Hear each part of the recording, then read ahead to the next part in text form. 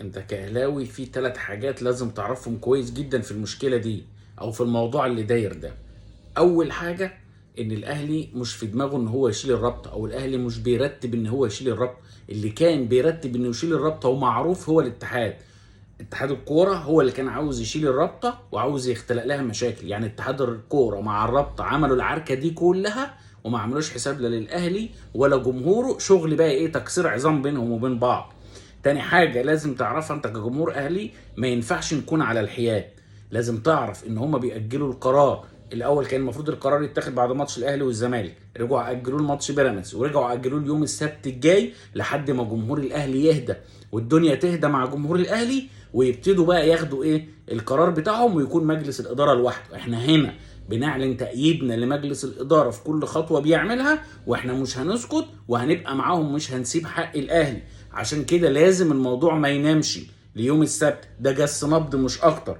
تالت حاجة لازم احنا كلنا نعرفها او كلنا نقولها. في ناس دلوقتي بيقول لك ايه ده بيراميدز تعادل مع المصري، لو احنا كنا كسبنا الزمالك او لعبنا كان الدوري هيبقى بتاعنا وكنا هنضغط على البيراميدز. يا حبيبي، بيراميدز اخر 4 5 ماتشات اتحسب له ضربات جزاء من وحي الخيال، من وحي الخيال. ايه اللي يخليك تقول كده؟ ما يمكن يكون الكوره اللي جت ليوسف اوباما في الدقيقه 77 دي امبارح، لو الدنيا ماشيه بيس كان زمان اتحسبت ركله جزاء ورجع للفار والفار اكد وانت ما عرفتش تعمل حاجه. فالقصه ملهاش علاقه بالاول ماتش بيراميدز يتعادلوا لما الدربكه دي حصلت، لان العيون على التحكيم.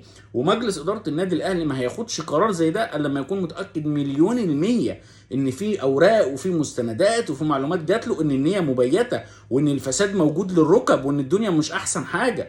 فاحنا دلوقتي دورنا كجمهور اهلي الدعم الكامل الغير مشروط لمجلس اداره النادي الاهلي.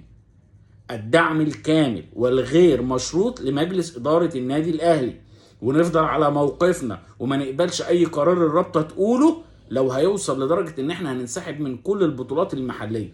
الوضع بقى ريحته وحشة، ولا ما عادش ينفع، ما عادش ينفع. يعني إما نستمر على نظافة، يا إما شكرا تبدأوا موسم جديد بقى على نظافة، ونشوف مين المقصر يمشي واللي خبى الخطابات يمشي واللي بيتكلم واللي ما كانش عاوز يطلع عقوبات الزمالك يمشي والقصة دي تنضف.